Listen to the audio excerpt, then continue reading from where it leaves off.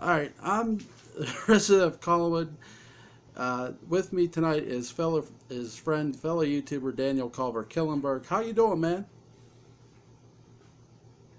Oh, good. I'm actually doing good. How are you doing? Pretty good in all this COVID-19 craziness, man. Um, but what did you think of Resident Evil 3, the remake? What's weird is I actually did like it. Well, sort of. I liked it, but I would say it was okay. Yeah, not great. Or I would. Okay, I guess I would say good, but I would say like I said, it's not great. Like it would be between good, but like barely good. Yeah. What were your thoughts on um, Jill's apartment and how it looked? Actually, as weird as it sounds, I actually like that. Like, yeah, I also liked how it was like in first person. But yeah, I thought it was that I thought the game was gonna be great because I was like, oh, this is awesome already, and then and unfortunately, I ended up getting disappointed. What's weird about it is like I like how they did it in like the first part of it is in first person and they do a dream sequence. I thought that was really like cool, and I like the Oh, yeah, I liked it. yeah, go ahead. Oh, sorry, I was about to say I like that dream sequence as well. What were your thoughts on how Nemesis looked?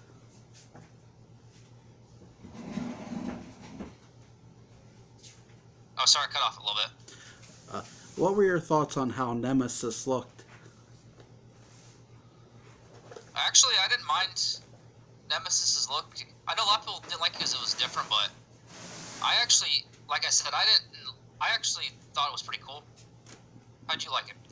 I actually like the different look. I like the how they made the face look. It made it look more realistic, and they still kept a lot of the motions the same. I mean, it's not like there was a big motion change to the character.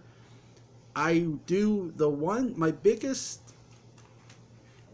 issue with the game is all the cutscenes. I thought they could have cut down on them and added more gameplay with Nemesis instead of all the cutscenes. That was my only real big issue with the game. Yeah, I could see that.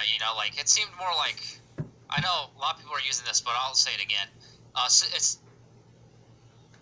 seemed a little.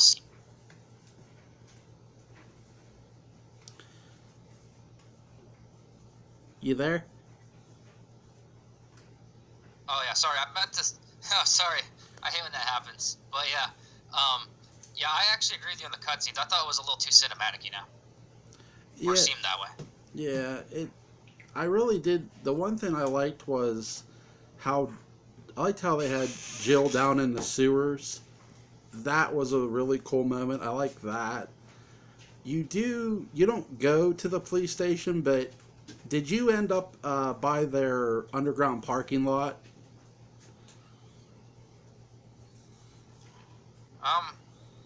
Trying to remember. I'm not sure actually. That's kind of weird. I probably did though. Yeah, it's right by Kendo's gun shop. Like you can go down to the parking lot where the gate is. You can't go inside of it, the garage parking lot.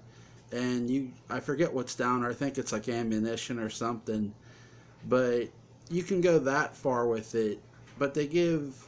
I think they were trying to figure out a way to like change up this game a lot because I think they wanted it to be different for people who played the original, people like you and me.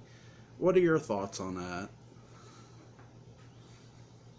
Yeah, I would say that's probably what it was. Yeah, I think, like I said, I think you're right. I think it's probably like to try to be different. Although I do feel the game was probably rushed as well. I know they tried to say that it's been in development for. I don't believe them. Yeah, 2, now, it's funny. Resident Evil 2, we waited, what, years for that remake, right? It was like forever. Yeah, And we applauded that game because it's funny. We me and Daniel did a discussion on Resident Evil 2, the remake, and it was really good. We applauded them cutting the game down because they didn't really take away too much. They just took away this and that, but they still kept the terror. There wasn't a lot of cut scenes. And this, they cut it. They basically copied the formula of 2. They cut the game in half. My favorite moment in this game actually is the hunters. You do get the hunters in this game. That was a welcome back for them. That I loved. Oh yeah, I like them. Oh yeah, the part where you go in the hospital. I remember you had to go in a room where there was 2 hunters, and then there was a tape on. I was like, 5 hunters just to get a tape. Yeah, right. It felt like it just felt like really, you know. Goodness. What were your thoughts on Carlos's campaign? I actually liked that part, to be honest. And I actually thought it was cool they did that. You know, just in general, like, you know, I don't think you. I don't think you play as him in the original. I know he is in the original, but I don't think you play as him at all. You don't play as him in the story. You play him as in mercenary mode. There's a mercenary mode in the original game for those who don't remember. I'm old, so you'll have to. Oh yeah, that was removed. Right. That was removed from this game, and they gave Carlos his own campaign. And we actually wanted that. We actually said that in Resident Evil 2. We were hoping Carlos would get his own campaign, and he sort of does. I really like what they did with him, but a lot of this game with Jill, it feels like you're on a date with her, and she's just grabbing you by the hand and leading you around. Oh yeah, I could see that point, yeah. But like I said, I did like, you know, that you got to play as him. And I actually did like that part as well. Like, but I didn't like that. And I know we've talked about this before, but I hated that, like, you only go as Carlos. You know, you never go there as Jill.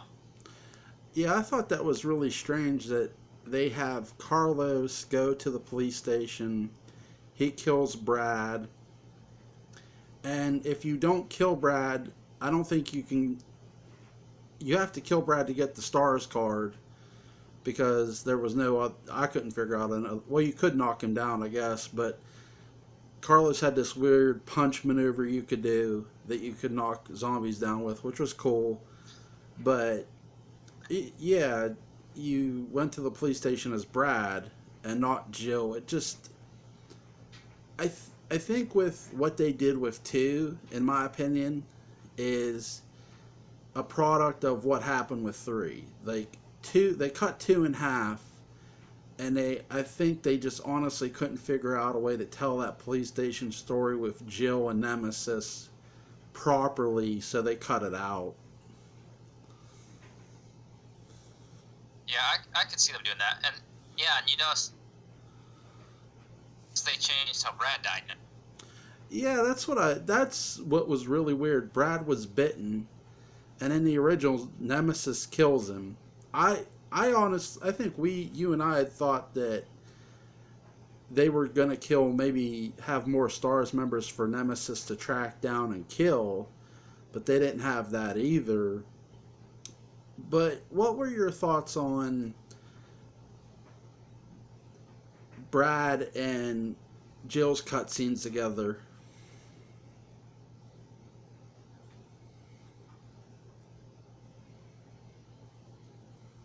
Sorry, you cut off a little bit. That's all right. What were your thoughts on Brad and Jill's cutscenes together?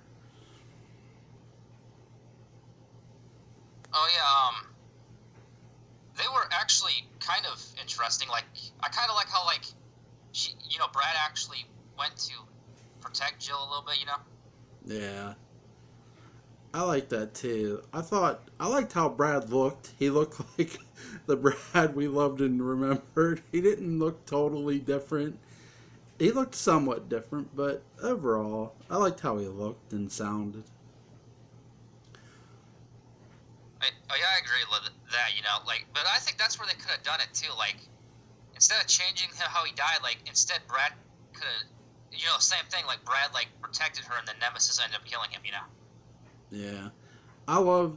I actually liked how Nemesis, like, just the rocket launcher case drops and he opens it up, and he's aiming it at you. I'm like, really? Oh yeah. I'll be honest, Daniel. I died 5 times before getting past that part on like normal, and then like I played it on nightmare mode, and I died like 12 times on nightmare mode, man. Oh. Oh wow, yeah. I could see that. Like, to be honest, I've only played through normal so far. Well, I actually didn't die, but to be honest, I kind of cheated a little bit. I kept spamming, the dodge command. You're better at the dodge command than I am. I was not very good with Jill's dodge command. Like, I'll admit I sucked at it. I think I evaded like zombies more than anything. I was good with zombies, but when it came to Nemesis, it was like a Mike Tyson fight. I was getting hit.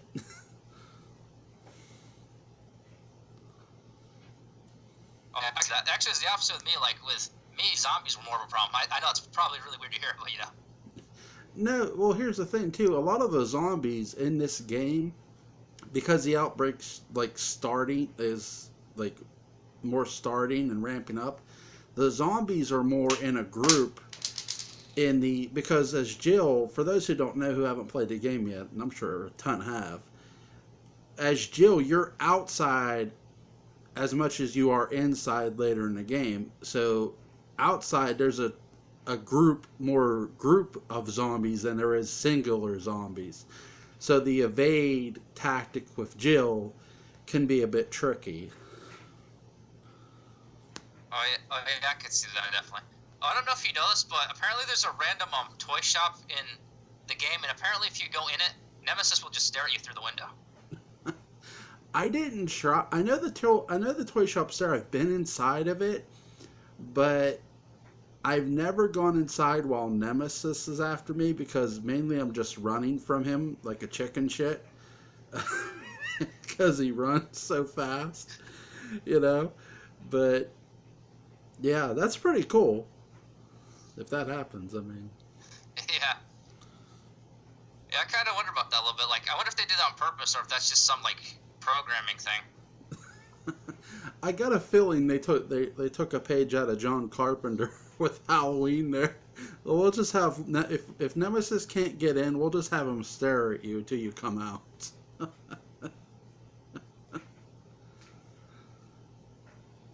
Oh goodness. What were your thoughts on? They gave you a lot of good gunplay in this game. What were your thoughts on? They did not give you the Uzi, however. I do remember the Uzi from the original Resident Evil 3. What were your thoughts on them not giving you the submachine gun? I didn't really think about it, but that would have came in handy, though. But yeah, I didn't really think about it, to be honest. But yeah, I wish they did have that. They did. The one thing I liked, when I went back the second time, I unlocked some of the other weapons. My favorite thing was the flaming knife, because I would literally just stab the zombie after I knocked it down, like with the pistol, and I would just stab the thing and light it on fire and watch it burn. And my wife's like, "What are you doing?" I'm like, "I'm watching this zombie on fire. Look, it's cool." And she's shaking her head at me. But yeah, is there anything you did that was like when you go back and you have the flaming knife? I highly recommend that, my friend. Oh, that sounds pretty cool. Oh, and speaking of knives, that's another thing that kind of annoyed me. The regular knife kind of sucked in this, and see, that's what sucked is it was actually good in the Resident Evil 2 remake, but see, the problem with the 2 remake is the knives broke. Yeah, I noticed that with 3. That was another difference between 2 and 3. two, Daniel's right, two, they broke. Even like when you got a backup, like you had to watch, it would break. You had to watch how many times you use the damn thing. But with this, you can use the knife pretty much all the time. Yep. If you're good, that might. I wasn't. For some reason, it didn't like do well with me, but I don't know. Some of these people can beat like the old games with just a knife. I don't know how they do. They're far But they're far better at that evade button than we'll ever be. That's what that is. Oh, good. But yeah, you're right. It's crazy how these gamers are so good, and they're good with just the knife. They won't use the pistol, and I watch this, and I'm just shaking my head. And my wife's like, "What are you doing?" I'm like, "Didn't you just beat this game?"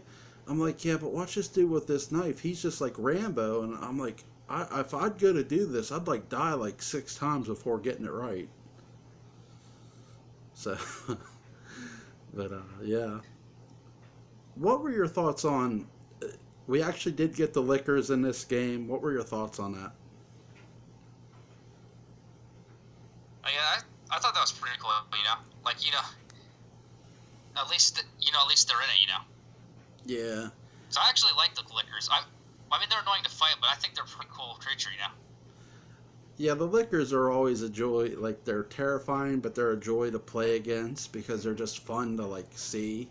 And because they're just so creepy. When you hear a liquor, like, shriek, you don't want to go down that hallway. You want to go the opposite way.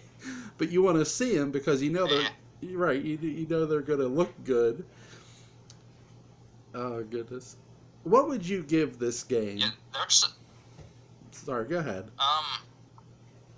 I was just gonna say, like, yeah, the liquors are so awesome. They're even in the movie. They call them by the wrong name, but they're in there. So. Yeah.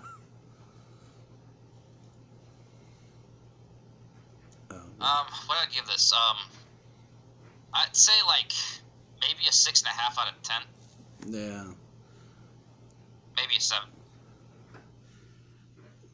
I give it a. What would you give it? I give it a 5.5.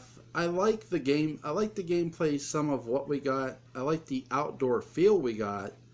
I wish we would have got a lot more story with this game.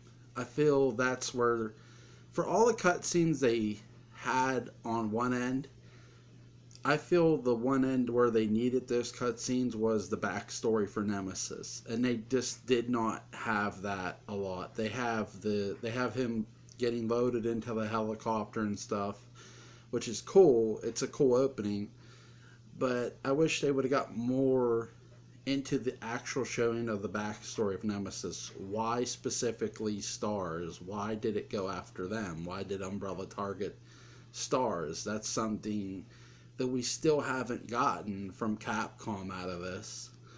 I mean, is Nemesis still terrifying in this game? He is, in a sense. I think he's scary because he's quick and he can kill you in the blink of an eye. But I really wish we'd have got more of a backstory with Nemesis. Yeah, I agree. And actually, I hate to say this because, I hate the movies, but the movies actually did the storyline of Nemesis better. Well, this one didn't really do it better, but, you know what I mean? Like, the games have a better storyline with how they did it, but the movies did it better with showing how he became Nemesis, though, Yeah, the first, and to be fair, though, too, the first movie sort of gives it away. Like, for those who haven't seen the first Resident Evil, and I'm sure a lot have, at the end of the first Resident Evil, there's a guy who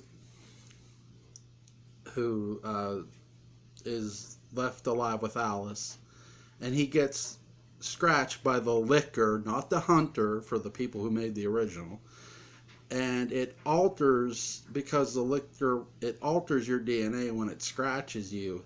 And when the scientists come and they grab both of them, they say put them in the Nemesis program or project or whatever, and that guy becomes Nemesis, which is interesting because I had never thought of Nemesis being formed out of a person.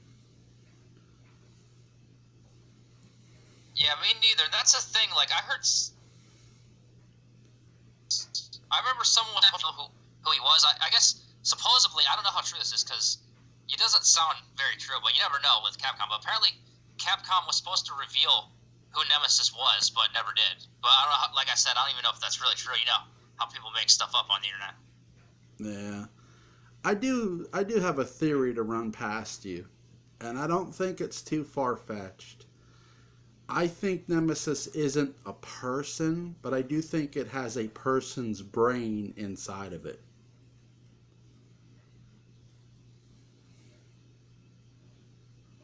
Oh yeah, I could see that. Like that.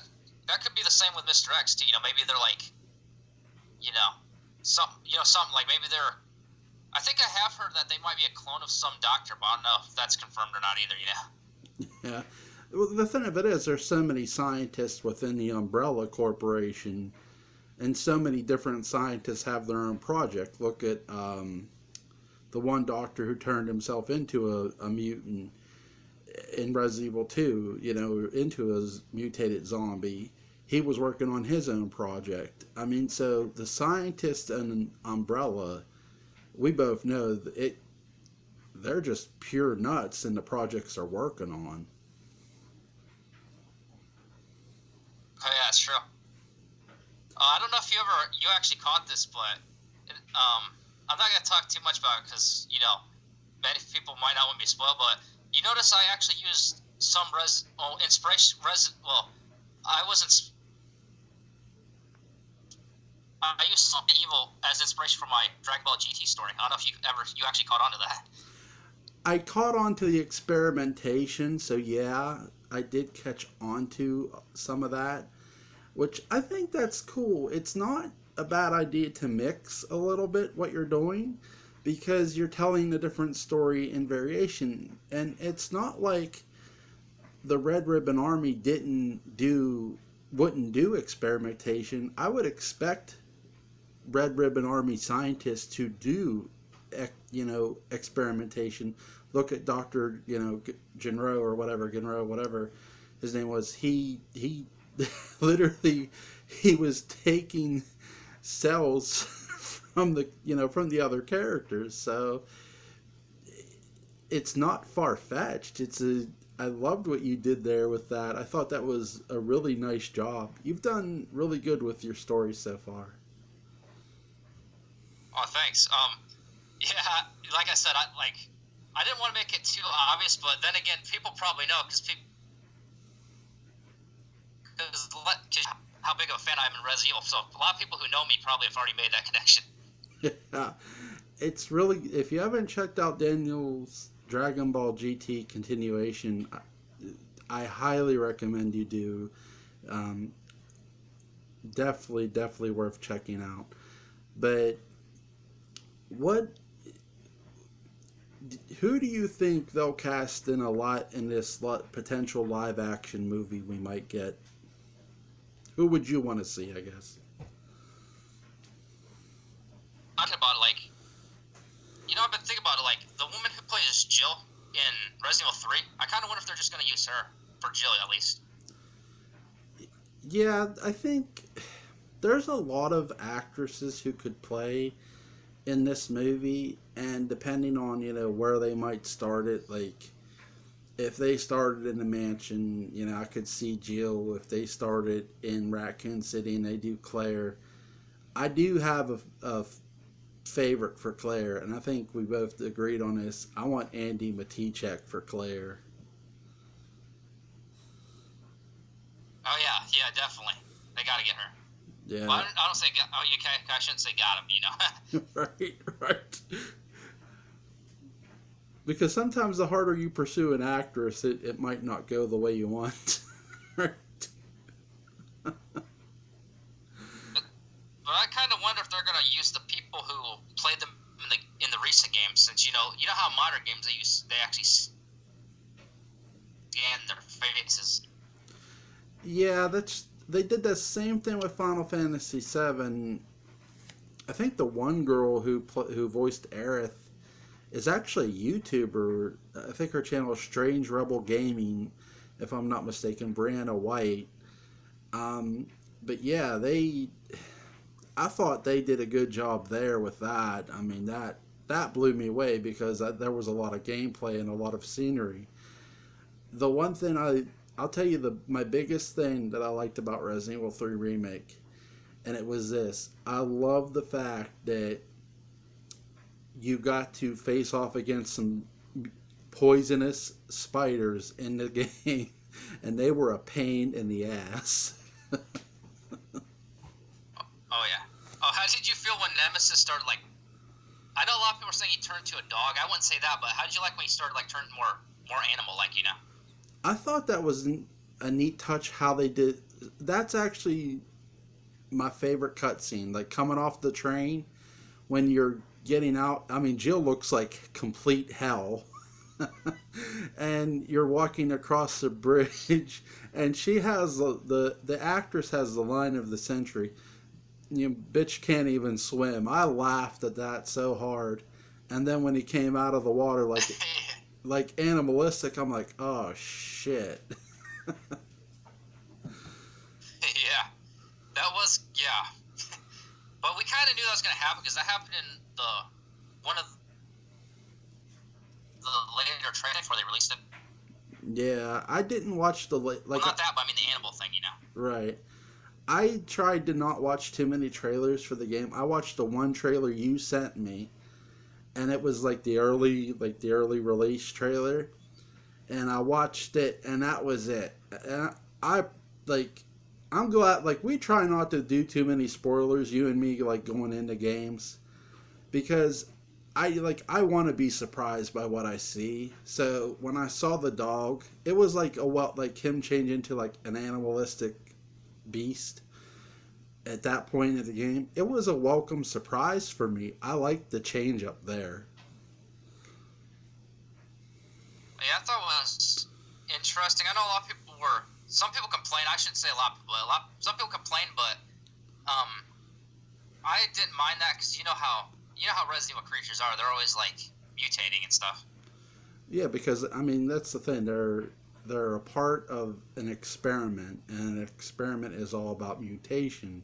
And there's levels of mutation in an experiment. Resident Evil, every game has done that very, very well in every adaptation, I think. Oh yeah, I agree. Yeah. Even the first one had the hunters and stuff, you know. Well, I mean, that's not really. Well, I mean, they did a mutation. I mean, the hunters did, but I mean, like that was a good example, you know. Like they showed other creatures at least.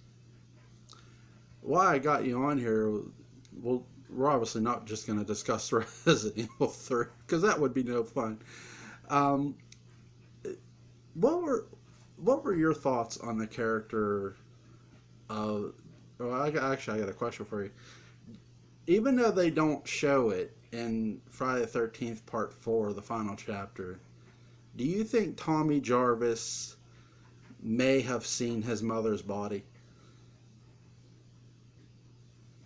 You know, I think he may have because in the fifth one, as you know, he like went to so maybe that drove him over the edge, you know. Yeah, in the fifth one, he's at Pinehurst, like like not a sanitarium. It's like outdoors for people who are getting to re-enter society, and he's out of it. I mean, he looks like he's off in another planet at times in the movie, and there's so much to the final chapter too. Like the mother's death is an off-screen kill. Like she dies. And not only did they not show her being killed, they don't show her body, which is rare in the Friday the 13th franchise. Usually you see the kill and you see the body. You at least see the body. But you don't see her kill, you don't see her body. And I can't think how many times they actually did that. I don't think they did that too many times in that franchise, but she was the exception. And I've always thought, because Tommy, he stays, and his sister tells him to leave to go get help, and he chooses to stay, and we see him like reading the newspaper clippings, and I'm thinking all that time he's over there, did he wander around and just discover his mother's body? Yeah, it does make you wonder, but like I said, how he acts in the fifth one makes me he might have seen her body. I know there's other reasons, but I think that might have played a role. It's like you said, he was on another planet. He seemed like he may have. Yeah. What were your thoughts on them bringing a character who was related to somebody in two? I thought when I first watched the final chapter, when I was a kid, I watched this, I thought he would be the hero of this story. But no, they kill him. Yeah, I actually did like that. But yeah, you think he'd be the hero, but he wasn't. But still kind of cool. Although it would have been better if you did play a larger role, Yeah, it was weird because Jason breaks his gun, breaks his rifle, and then he's stalking his own tent, and then Tommy's sister comes in a tent and he slashes the tent, and she jumps what the hell are you trying to kill me? And I'm thinking, damn, you could have killed her too, but it's a Friday 13th Part 4 is a fun movie. I like 4, 5, and 6 how they do Tommy. To me, 4, 5, and 6 is the Tommy Jarvis trilogy, and I love all three movies. I like Tommy as a character because of the psychology they put around him. You get the one. I mean, we can sit here and we don't know if he saw his mother's body, but it's a fun debate, right? It's what if he did? I mean, that if he saw that, I know if I saw my mom's body, I'm going over the edge. I'm losing my mind. Yeah, that's understandable. And yeah, that's the thing. Because a lot of times when people have severe trauma, they don't talk anymore. Well, don't talk a lot, and that's how he is in the fifth one, as you know. Yeah, he doesn't talk a lot now. I like how in the fifth one... I think that's how it is. Oh, go ahead. No, go ahead. I was just going to say, I think that's how it is. I'm not a psychologist, so, if so there's a psychologist watching, they say, well, Killenberg or Daniel, whatever you want to call me, you're wrong. Go ahead, not a psychologist,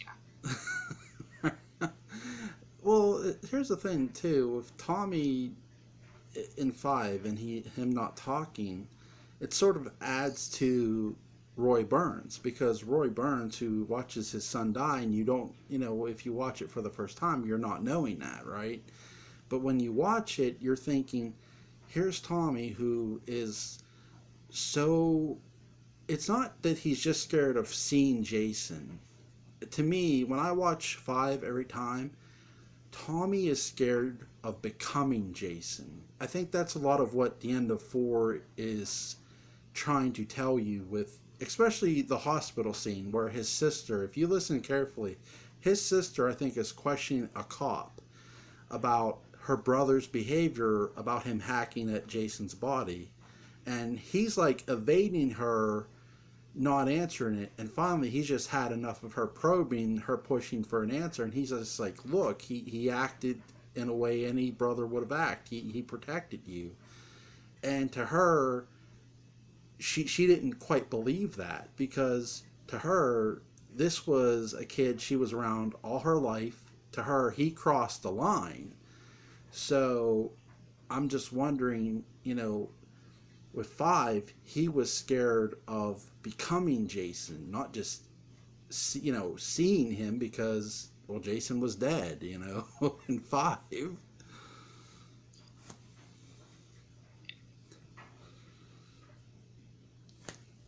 wonder too, you think that the fifth one? I know they say the fourth one was the final chapter, but do you think that they had the plan for the fifth one to be the last one too?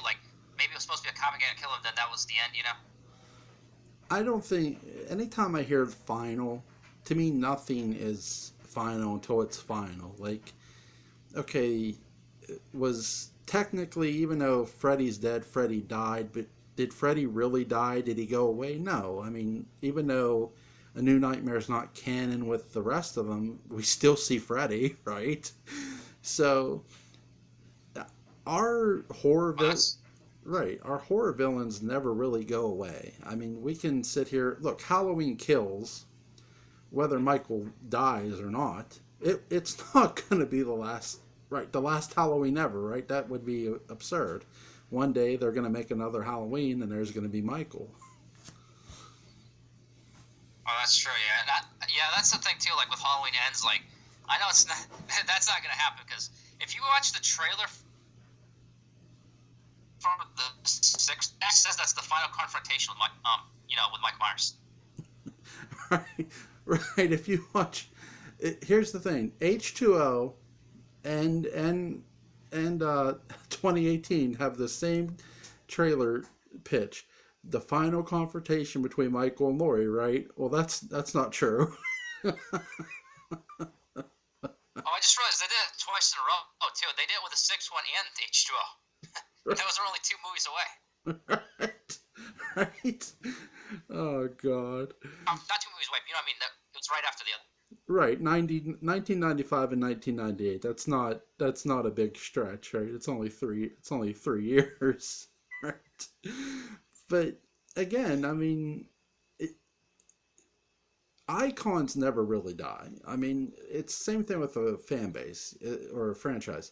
As long as it has a fan base, it has life. I've said this with Dark Shadows. Dark Shadows may have went off the air. It's been off the air for over 50 years. But as long as it has a fan base, it'll live and breathe for the rest of its life.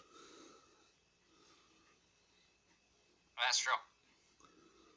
So, Oh yeah, for those that don't know, if you have Tubi TV, you can watch Dark Shadows. I've actually watched the first 2 episodes. very, very nice.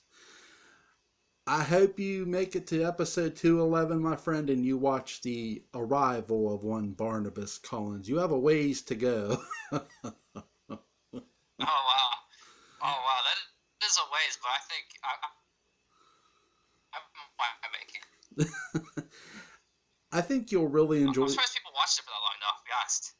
Yeah, here's the thing. It did not start off with for those who don't know, it didn't start off with the vampire Barnabas Collins. It started off with Victoria Winters, my favorite character, played by Alexandra Mulkey, well, Alexandra Isles now, but she played this little orphan governess who was coming to Collinsport or Collinwood to be the governess of David Collins, who was literally the boy from hell. I mean, anybody who removes the bleeder valve from their dad's car, and trust me, that's going to come when you watch it.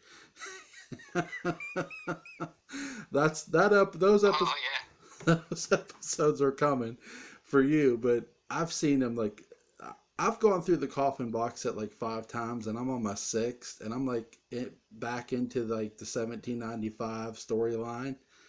So like I'm back where Angelique was the witch and stuff, and how Barnabas got cursed. Actually. So it's Dark Shadows is a lot of craziness. That's how I would describe it. It's everything. It's craziness. It's sad. It's funny, because there are just. I mean, you can tell where the goof ups are, and they're there. You know, it's a '60s show, right? It's old. It's old. Yeah. Yeah, but I've always said, I think Dark Shadow, when I write Dark Shadows, like I'll mess up on it. I'll mess up something. And I said this to, other friends of mine. I think Dark Shadows was just meant to have goof ups. I mean, look at the original. They had a ton of them. But yeah. So, uh, you were saying, we were talking on Twitter and on Messenger, and you said about you wanted Kane to play Nemesis. Is there anybody else you would have in mind for Nemesis as well?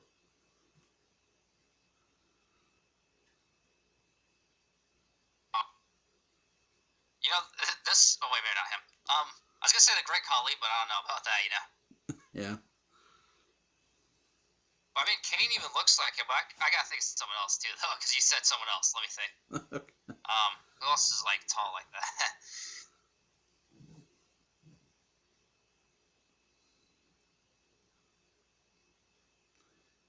Oh, you know what sucks? Unfortunately, he's dead. He's been dead for years. He's actually been dead since I was one. But if he was still alive, that would be a great pick for him.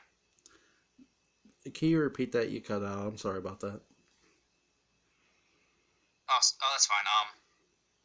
This is a bad pick because obviously he's dead already. He was been dead since I was one. But if Andre the Giant was still alive, he'd be good for Nemesis. He really would. Andre was, even though like he couldn't like really catch or anything when he did the Princess Bride because he was in pain. I loved him in the Princess Bride. I thought he did a fabulous job. And again, if he were in good health or in his prime and alive today, he'd be one hell of a performer. And that's something. Andre the Giant was one hell of a performer in the ring and out of it too. So I agree with your pick. I love that pick of Andre. It's a really good pick. I think my one pick would be. I did. Go ahead. I thought Luke Gallows would be a good choice as well. Yeah, he would. Luke would be a good pick. I think the one person I would love to see be Nemesis would be Braun Strowman. I really think he would really do good as the Oh yeah, I could see that. as Nemesis. But again, wrestlers in movies are not out of the ordinary. I mean, Roddy Piper was in a good bit of movies. They Live, he was excellent in, and it's. I think they can't be afraid to take a chance on somebody who isn't known. If they find somebody who's really tall and who's not known, don't be afraid to take a chance. You never know how it might turn out. Oh, yeah, that's true. And actually, you mentioned wrestlers. Also, Dave Batista plays in those one movies, Guardians of the Galaxy. I think it is. Yeah, he plays. Or Yeah, he plays in both of yeah. them actually. He actually is in. If you've seen the Avengers Infinity Wars, like both of them, he's in both of them. He's in not both of them, but he's in Endgame as well. So, or yeah, I think, or sorry, wait, Avengers. Yeah, he's in Infinity Wars, and he's in the one after that. So he's in both of those too. He plays, I think, I'm probably gonna say this wrong. Grax or something like that. He's like red. So.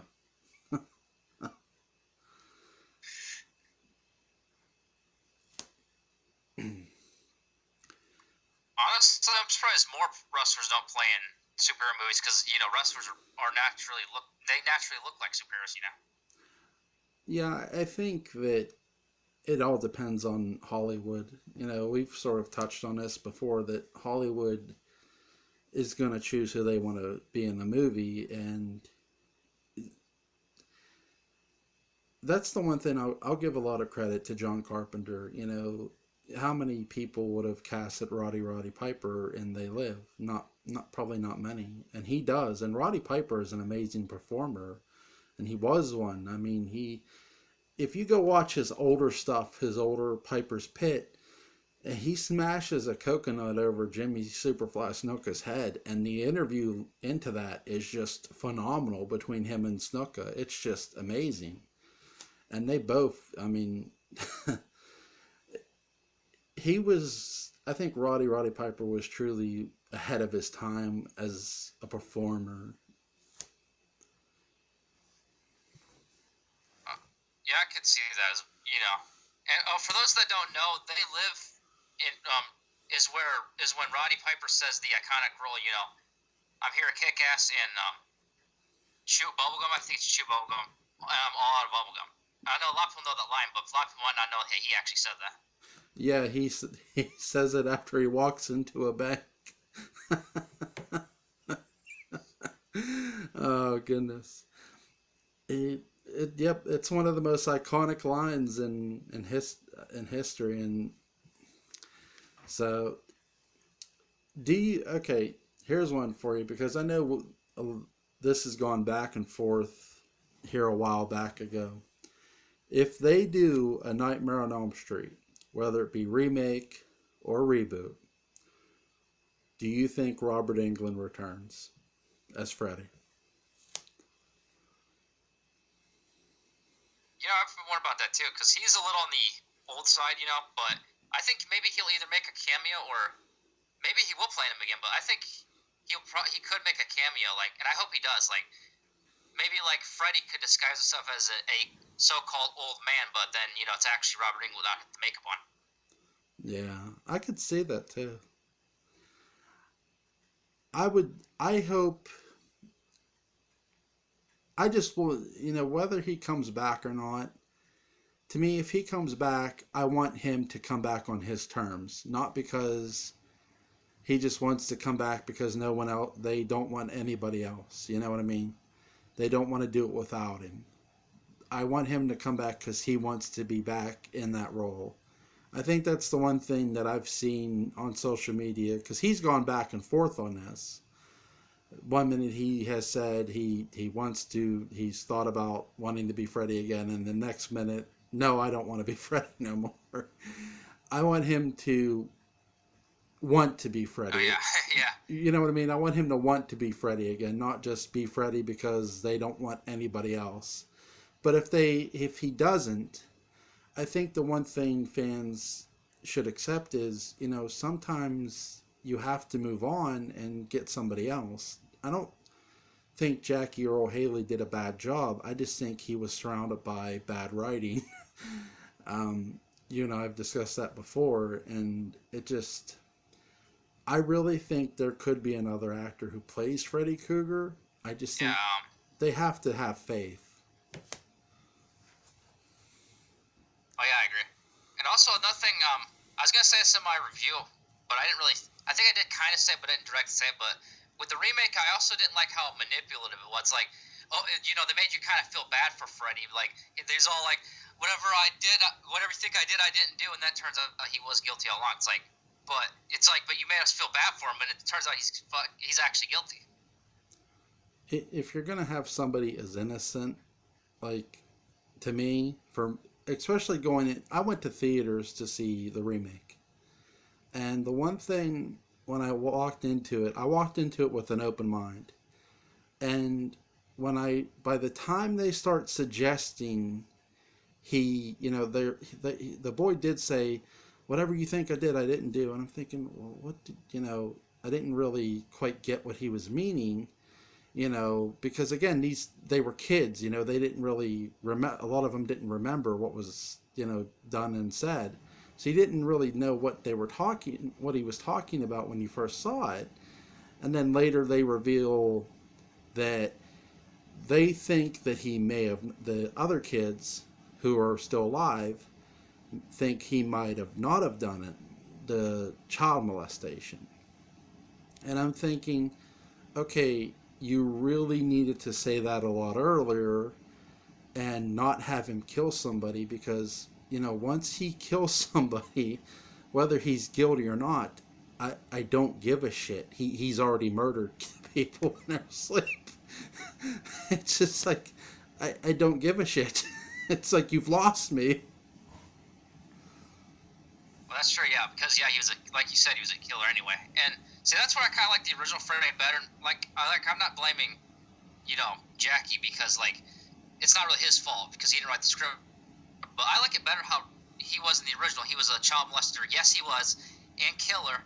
But he didn't have remorse. He was actually evil. He was all joking about it and shit. Yeah, I really think that Jack Earle Haley was just. I like some of the things he does, but a lot of the things that happen with his character are plagued by just bad writing and bad story plot. They're not. He does do a good job when he's on screen as Freddy. He does things that are sick in a lot of ways, but when you want to suggest somebody, you know what I mean? I don't think it. I agree with you 1,000%. It's not his fault that movie sucked. It's the writers just. I think the writers just did not have faith in the actor, and that to me disgusts me when a writer who's writing for a character and you have an actor who's really talented. If anybody wants to go watch how Jackie Earl Haley, how talented he is, go watch The Watchmen, and he does a really good job in that movie too. So I think they had the right actor in Jackie Earl Haley. I just don't think they had a good script for him. I agree. You know. Oh yeah, like I was saying though, like with Freddy, you know, the original Freddy, there was no doubt he was evil. I know I said it was. Well, I did mention he was like he joked around. I probably worded that weirdly, but what I mean, like you know the Robert Englund Freddy, you know he's evil and he shows like no remorse. You know. Right? He's non-remorseful, and he's joking about the things he's done to these kids and what he's gonna do to them. I still like how people say he's not child molester because there's a hint. Well, I know we talk about some of the hints, but if you think about it, it's kind of obvious he's a pedophile with how he said, "I'm your boyfriend now, Nancy." Right? There's a lot of hints in one. There's big hints in two, and Daniel pointed this out in his video. I think for 4, there is a newspaper clipping that says child molester, and Daniel pointed that out in his Nightmare on Elm Street Part 4 video. And when we get done here, there is going to be a link in the description box for Daniel's channel. Go check that out. Actually, oh, it's not big. Oh, yeah, it's not big. It's actually not a big deal, but it's actually the Part 5. But you know. Oh, is it? Still, Okay, my bad. Slipped up there. Part 5. I thought it was Part 4. It's fine. It's fine. If you notice, I slipped up a few times already too. We're human, folks. We make mistakes, but yeah, Part 5. I think that was such a great job by you pointing that out, and I was listening to that, and I started clapping, and my wife's like, "Why are you clapping?" I'm like, "Only Daniel. He pointed that out." But Yeah. a great job, my friend, pointing that out. Thanks. I know a lot of people get offended by it too. They're like, I don't get why. Like, it's like someone said, you know, Freddy's not supposed to be a role model. Here's the thing. I'm going to compare it to another movie. You know, there's a movie I showed you a clip of. It's called Unforgiven, and it stars Clint Eastwood. And Eastwood plays a murderous outlaw who retires. Now, you're not sure at the beginning of the movie how bad of an outlaw he really was, how much of a son of a bitch his character is. But when his friend dies, when the sheriff beats his friend to death, the sheriff and his posse, and the character Clint Eastwood plays has been drinking, and he goes into the bar with a double barrel shotgun and his 6-shooters. And when he walks into that bar, and you see now the men across from him aren't exactly saints. They're not good people, mind you. Even though they're the law, they're not good. But you realize one thing: Clint Eastwood's character is far worse of a son of a bitch than they'll ever dream about being. And I think, you know, that's what Freddy is. Freddy is the worst son of a bitch you could ever have. And the thing of it is, a lot of times, and we get this with Michael Myers too, we know Myers is evil, we know Jason's evil, but we horror fans, we idolize our killers. We idolize them, not mind you in real life, but we never really want them to go away to the point of, like, we want to see more Freddy, we want to see more Michael, more Jason. Oh yeah, that's true. And actually, yeah, with Freddy is, you know, such a piece. Jason's pretty much the good guy in Freddy vs. Jason. Well, I should say he's the good guy, you know me, but basically. Right. I love what they did there. They brought back Betsy Palmer for a cameo appearance. I love that part. Oh yeah, that's cool. And there's a hint. He's a child